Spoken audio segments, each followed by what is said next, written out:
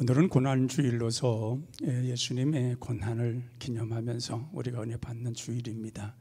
주님의 고난 생각하면은 그 십자가의 주님의 고난 생각하고 다른 때보다도 이 고난의 주관을 생각해 보면은 참 은혜가 깊다 하는 것을 느끼게 됩니다. 우리가 절기 가운데서 이 고난 주간은 참 귀한 주간입니다. 부활절도 중요하고 성탄절도 중요하지만은 예수님이 땅에 오셔서 가진 능력 다 당하시고 고난 당하셨던 그 고난을 생각해 보면 그 고난이 있었으므로 내가 구원받고 내가 이렇게 나와 하나님을 찬양할 수 있다고 하는 것, 또 구원받아서 천국에 들어갈 수 있다는 이 사실, 이것보다 더 귀한 일은 없을 것입니다. 그렇기 때문에 우리가 이렇게 고난을 맞이해서, 고난주일을 맞이해서 주님의 고난이 내게 어떻게 우리로 은혜로 다가오고 그것을 우리 마음속에 어떻게 새겨지느냐, 그런 것을 우리가 한번 생각해 봐야 되겠습니다. 지금도 예루살렘은 항상 매년마다 고난주일을 맞이하면은 고난적 행사를 한다고 합니다.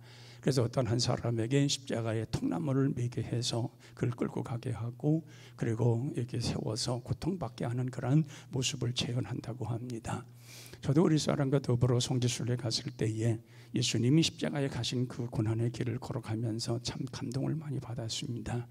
예수님께서 그 십자가를 메고 가실 때에, 그래서 거기 가면은 거기 성지순례자들에게 십자가를 메게 합니다.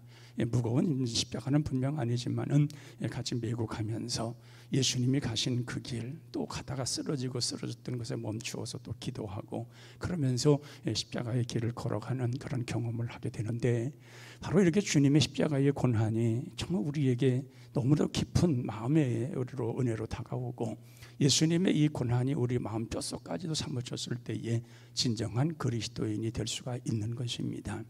그래서 예수님의 고난은 신구약에서 다 기록을 하고 있습니다. 그래서 신약에서도 예수님에 대해서 이렇게 다 말씀을 하지만은 이사야를 통하여서 이미 말씀을 하셨고, 또 이사야를 통해서 예언도 하셨으며, 또 다윗의 입을 통해서도 예수님이 어떤 고난을 당하시고 괴로워하실 것에 대한 모든 예언이 다 기록이 되어 있습니다. 우리가 보면 이사야에서 말씀하신 것처럼 그는 채찍에 맞으셨다고 그랬습니다. 그럼 왜 예수님이 채찍에 맞으셨냐는 것입니다. 우리가 볼 때 예수님께서 그 제자들에게 또한 여러 시민적 백성들에게 말씀을 전파할 때에 대단한 능력이 있었습니다. 권세가 있었습니다. 그래서 감히 예수님 앞에서 감히 그들이 돌을 던질 수가 없었습니다. 예수님의 능력과 그 말씀은 옳았고 사람들의 마음을 감동을 주었으며 정말 모든 사람들의 영혼을 살리는 말씀이었기 때문에 그들은 고백하기를 새로운 교훈이라고 그랬습니다. 이제까지 들어보지 못한 새로운 교훈을 주님을 통해서 들었다는 것입니다. 그래서 감히 예수님 앞에 감히 그렇게 할 수가 없습니다. 때로는 예수님께서 사죄권을 가지고 내 죄가 사했느니라 했을 때에 그들은 말합니다. 사죄권은 오직 하나님밖에 없는데 내가 하나님이냐, 참나마도다 신성모독이다, 그렇게까지 하면서도 감히 예수님이 대들지 못했습니다. 또 예수님이 하시는 모든 일들을 보면서 이러한 권세가 어디로부터 왔느냐, 너가 하나님부터냐 아니면 어디서부터 왔느냐, 그런 질문도 하십니다. 그때 하나님 예수님은 말씀합니다. 세례 요한이가 그 권세가 하늘로부터 왔느냐 땅에부터 왔느냐.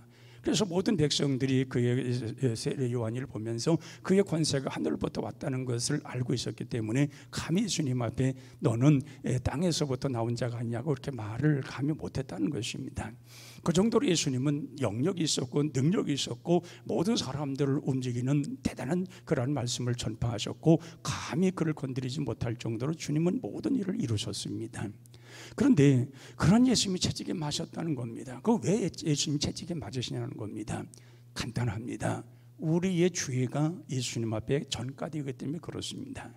채찍에 맞는다는 것은 죄인에게 때리는 징벌인 것입니다. 의로운 사람 채찍에 들어서 때리지 않습니다. 바르게 살아가는 사람들 채찍 들어서 그에게 고통을 주지 않습니다.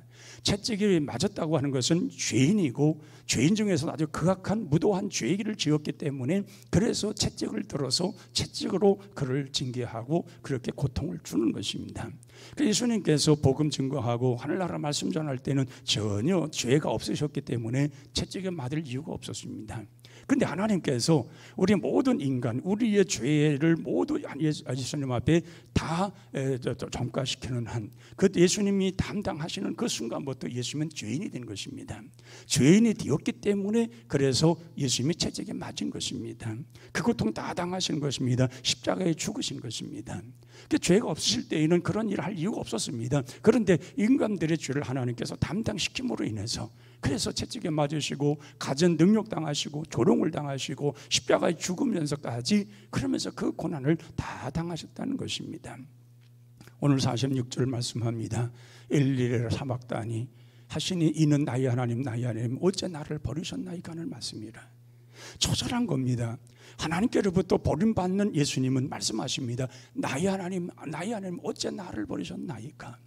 우리 하나님께서는 두 가지를 결정을 해야 됩니다. 예수님을 선택을 하시면 인간은 영원히 멸망당하는 것이고, 인간들을 선택하시면 예수님은 버림받을 수밖에 없는 것입니다. 둘을 동시에 할 수는 없는 겁니다. 그래서 하나님께서는 그 하나밖에 없는 아들을 이 땅에 보내셔서 인간들의 죄를 담당케 하시고 하나님께로부터 철저하게 버림을 당하신 겁니다. 그 버림 당하신 걸 아셨기 때문에 엘리 엘리 라마 사박다니 나의 하나님 어째 나를 버리셨나이까. 그렇습니다. 하나님은 그 외마디 소리를 귀를 막으시고 침묵을 하셨습니다. 아들의 그 외치는 소리에 하나님은 반응하지 않으셨습니다. 그냥 침묵하시고 그냥 죽기까지 내버려 두셨다는 얘기입니다. 왜냐하면 버려야 되니까, 버림받아야 되고, 버림받은 예수님이 죽으셔야만이 우리가 구원을 받을 수 있고 하나님이 우리 사람들 선택할 기회가 생겼기 때문에 예수님께서 철저하게 버리심을 당했다는 것입니다. 근데 우리가 보면은 예수님은 이사야가 예언한 대로 연한 순 같다고 그랬습니다. 그리고 마른 땅에서 나오는 그냥 여리고 여긴 싹 같다고 그랬습니다. 볼품도 없고, 그리고 예수님은 한 번도 제대로 꽃을 피워보지 못하고 바로 열매를 맺어 썩어지는 열매가 되어서, 그래서 예수님 모든 인간들을 구원하는 길을 열려진 것을 보게 됩니다. 그러니까 예수님에 대해서 예언한 모든 것들이 예수님이 아주 건장한 분이 아닙니다.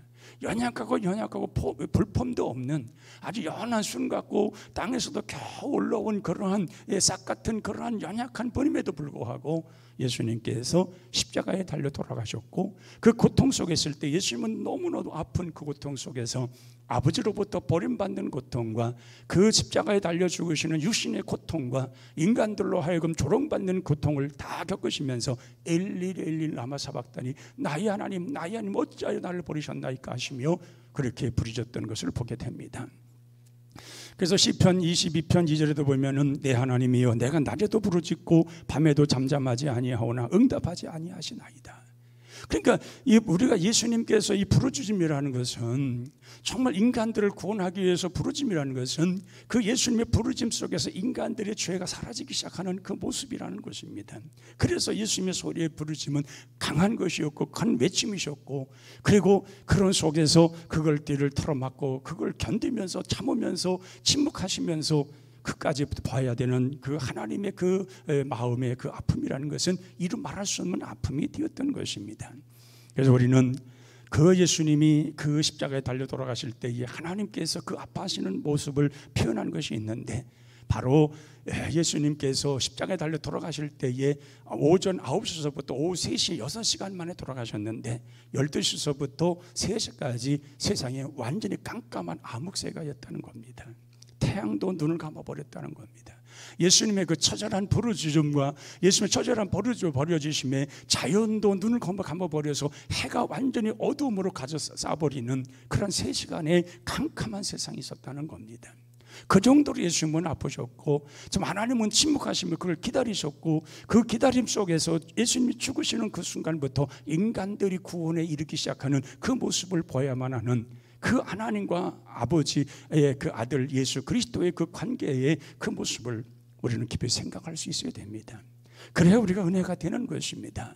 그 은혜로 말미암아 우리가 이렇게 구원받았다는 이 사실을 그것으로 느끼고 깨달을 때에 우리 신앙이 세워지고 우리는 십자가를 사랑하고 십자가를 증언하는 증인들의 삶을 살아가게 되는 것입니다. 예수님은 배고프실 때에 오병이어의 기적을 보면은 그들에게 먹을 걸 주었습니다. 또 귀신 들린 자들 예수에 나오면 귀신을 쫓아내서 온전하게 만들어 주었습니다. 손 마른 사람 손 펴라면 그냥 손을 피는 순간에 온전한 손이 되었습니다. 그리고 혈루증만을 앓던 여인도 예수님께서 그 예수님의 옷자락을 만진 순간부터 깨끗이 치유함을 받았습니다. 여러 가지 예수님이 행하신 모든 걸 보면은 이 맹인의 눈을 띄워주지 않으셨는가? 또 제자들에게도 여러 가지 말씀하시면서 그들과 함께하면서 그 예수님은 그들에게 진정한 아름다운 모습들을 보여주었습니다. 그런데 정작 예수님이 십자가에 달려 돌아가셨을 때에 그 앞에 나온 사람은 아무도 없었습니다. 권침을 받고 변화가 되었고 그리고 은혜를 받았다가는 모든 사람들은 다 떠났습니다. 예수님 홀로 그 외치면서 십자가에서 죽으시면서 나 엘리 라바 사박다니 나의 하나님 어찌 나를 버리셨나이까 그 외치는 그 외마디 소리를 외쳤을 때에 그러나 그 예수님 앞에 은혜 받았던 사람들 예수님으로부터 여러 가지 공유를 받아서 모든 치유를 받고 회복이 되어지고 그리고 새로워진 모든 사람들은 온데간데 하나도 없이 다 도망간 상태에서 예수님 홀로 철저하게 하나님께로 버림받고 인간들로 버림받으면서 십자가의 죽으심을 통해서 죽으셨다는 겁니다. 구약에서는 이것을 그림자처럼 보여준 것이 어린 양의 죽음인 것입니다. 우리가 보면은 어린 양이 속죄일에 그 양을 끌어다가 그 양을 잡아서 죽임으로 인해서 그걸 번철에 얹어서 번제를 드림으로 해서 인간들의 죄가 용서되는 속죄일에 그런 행사를 거행했습니다. 양은 죄가 없습니다. 죄는 누가 가졌느냐? 주인이 죄를 갖고 있었습니다. 주인이 다 모든 죄를 지었고 죄 속에 살아왔는데 죄가 없는 양을 끌어다가 그 양에다가 모든 이 주인의 죄를 뒤집어 씌우는 겁니다. 그러면 이 죄를 뒤집어 쓴 양은 죽어야 됩니다. 죄의 결과는 죽음이기 때문에 죄를 뒤집어 쓰는 양은 죽은 것입니다. 양은 죄가 없는데도 불구하고 주인이 죄를 짓고 죄인의 죄 때문에 양이 죽은 것입니다. 또한 민족적 아세살 양이 있습니다. 민족적인 모든 죄를 아세살 양에 다 뒤집어 씌우는 겁니다. 양은 분명 죄가 없어요. 그는 그냥 그는 자기 자유롭게 돌아다니면서 그냥 이렇게 자라온 그것밖에 하는 것도 없어요. 죄를 진 적이 없어요. 그런데 민족적으로 지은 모든 죄를 아세살 양에게 다 뒤집어 씌우는 거예요. 그리고 내쫓아요. 왜냐하면 죄인은 그 성 안에 들어올 수가 없기 때문에 성 안에 살 수 없기 때문에 죄를 뒤집어 쓰는 양은 벗어나는 거예요. 그러니까 양이 죄를 뒤집어 쓰기 전에는 성 안에 살 수가 있었습니다. 그러나 죄를 뒤집어 쓴 양은 성 안에 살 수가 없어요. 그래서 내쫓아 버리는 거예요. 내쫓아 버리면은 이 아사살 양은 그 광야로 가다가 뒤를 돌아보고 가다가 뒤를 돌아보면서 그러다가 쓰러져서 그리고 배짱 말려서 그래서 죽는 거예요. 인간들의 죄를 뒤집어 쓰는 민족의 모든 죄를 뒤집어 쓰고 아사살 양은 그 성 밖으로 쫓겨나가지고 그렇게 죽음을 당하는 거예요. 그러니까 구약에서는 이런 예수님의 그 십자가의 고난 이것을 그런 암시적으로 보여주었었는데 신약에 와서 예수님께서 실질적으로 생축으로 산 몸으로 예수님은 십자가에 달려 죽으셨다는 겁니다. 그 죽으시는 그 고통은 이루 말할 수 없는 고통이었지만은 가장 큰 고통은 아버지로부터 버림을 당하는 것이고 피조물인 인간들로부터 조롱을 당하고 버림을 받는 것이었습니다.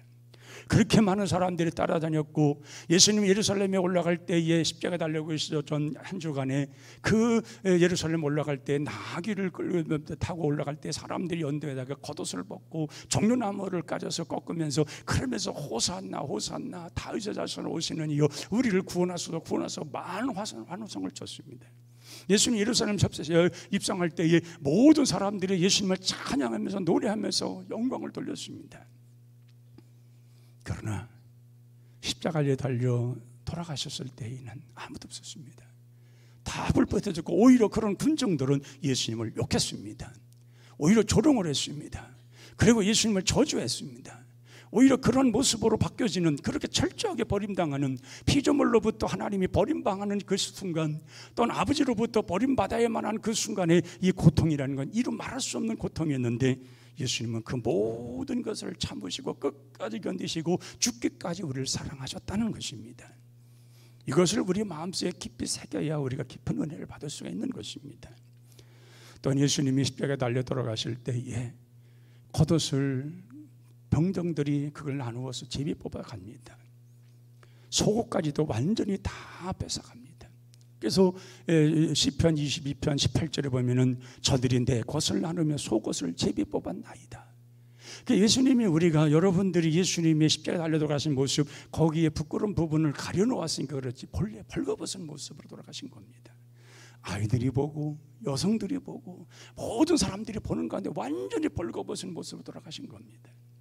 이 창조의 하나님의 아들이 피조물을 통해서 이 피조물로 인하여서 버림당하고 그렇게 조롱을 당하며 그렇게까지 저주를 받으면서 죽까지 그렇게 인간들을 사랑하셨다는 겁니다. 그 사랑을 우리가 생각한다면, 그 고통을 이해한다면 오늘 나의 모습은 뭐냐는 것입니다. 나는 정말 주를 위해서 어떤 모습으로 살아가냐는 것입니다. 우리는 너무 쉽게 모든 걸 벗어던질 때가 많습니다. 조그만 불리기만 오면은, 조그만 우리의 모습을 좀 더 주님 앞에 헌신하려고 하는 그 시간만 우리가 좀 넓혀지면은 벗어나려고 합니다. 골고다로 올라가려고 하지 않습니다. 거기서 벗어나려고 합니다. 우리는 어느 순간순간 벗어나려고 합니다. 오히려 내게 주어지는 모든 것을 그 십자가에 달리신 예수 그리스도, 정말 십자가에 달려 저주까지 받으시면서 우리를 사랑했던 그 예수님으로 더 가까이 가고 만나려고 하는 것이 아니라, 우리는 조금만 우리에게 어려움이 있거나 불이익을 당하거나 조금만 희생을 요구하면 벗어나려고 하는 것이 우리의 모습 아닙니까?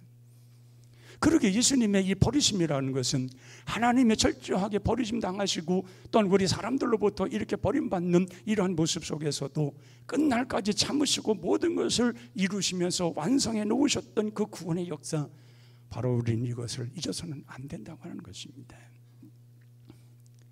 이 십자가라고 하는 것은 잔인한 형틀입니다. 누구도 흉내낼 수 없는 잔인한 형틀입니다.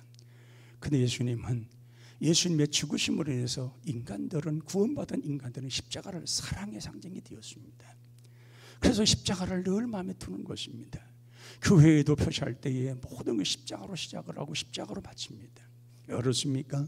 주님은 분명 그 무서운 그 형틀에서 십자가에 죽으셨지만은, 그러나 그 십자가의 은혜를 아는 사람들은 십자가를 마음에 두고 자랑하는 겁니다. 교회도 그래서 십자가가 상징인 것입니다. 그래서 우리는 찬송 가운데서 끝날 순간까지 내 십자가를 사랑하리, 그 찬양이 저절로 나오는 것입니다. 그래서 우리는 이 고난절을 맞이해서 다시 한번 그 예수님의 근환이 내 마음속에 얼마만큼 채워지고 있는가. 사도 바울이 말했던 것처럼 그 예수님의 남은 고난을 내 육체에 채워놓으라. 우리 자신들도 그 예수님의 그 고난이 내게 채워진다면 내가 지금 주를 위해서 어떻게 살 것인가에 대한 분명한 우리의 자세가 있을 겁니다. 나의 삶의 자리가 분명히 있을 겁니다. 철저하게 버림받으면서까지 우리를 사랑하셨던 그 예수님의 마음을 우리가 이해한다면 그 주님으로 인해서 내가 어떤 삶을 살 것인가에 대한 분명한 그러한 세움받이는 나의 삶의 자리가 분명히 있을 겁니다. 그리고 고백할 겁니다. 오직 믿음으로 구원받았습니다. 오직 십자가의 은혜로 말미암아 내가 구원받았습니다. 오직 예수의 이름으로만 내가 구원받았습니다. 그래서 예수님이 그 행하셨던 모든 걸 보면서 우리는 그 길을 따라가라는 것입니다. 다른 길은 없습니다. 구원의 다른 길은 없습니다. 오직 예수 그리스도 주님 빼놓고서는 구원을 받을 만한 사람도 없고 주신 일도 없으며 하나님 앞에 갈 수 있는 길도 없는 것입니다. 그러기에 예수님 말씀하면 나는 곧 생명이요 진리요 또한 우리의 길이니 나를 갖고서는 아버지께로 올 자가 없느니라고 분명히 말씀을 합니다. 사랑하는 성도 여러분, 고난주일을 맞이해서 우리 주님의 고난의 그 음해드 소리, 나의 하나님 나를 어찌하여 버리셨나이까, 이 소리가 우리에게 망치가 두드리는 것처럼 우리 가슴속에 들려져야 할 줄로 믿습니다. 그리고 그 소리를 들은 우리는 이제 그 주님을 위해 주님이 말씀하신 바를 온전히 이룩하기 위해서 더 힘쓰고 나아가야 되겠다는 다짐이 우리 가운데 있어야 될 줄로 믿습니다. 오늘 설교는 동영상을 보면서 마무리하겠습니다. 동영상 띄워주시기 바랍니다.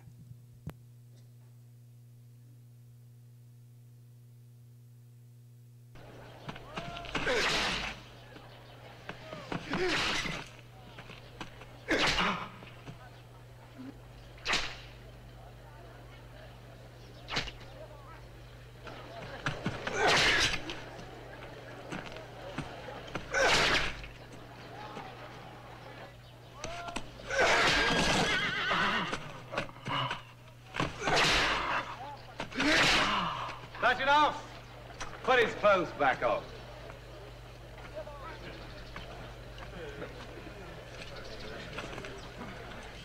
I saw when he entered Jerusalem as a king. Look at him now. So he's a king. The king of the Jews. Man, we ought to dress him like a... Hey! Give me a plate. Don't use mine. Use one of those. Oh, wait a minute. There's some over here. Here it is. Come on. Here we are. Turn around. Look at him. Hey, wait a minute. If he's a king, he needs a crown. Hey, Majesty. High and mighty Majesty.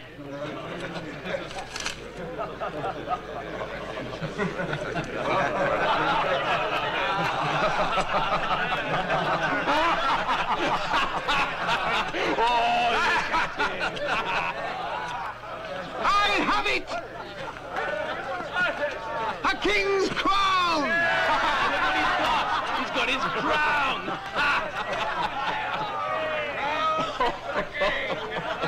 He needs a scepter. Majesty! Perfect fit, your Where's majesty. your throne, eh? Now he's the king. Tiberius will be getting worried. Hey, Mark, where's the last prisoner? Come on. Here's your man. Come on. The king of the Jews. Hurry up, this crowd worries me. Here, take him.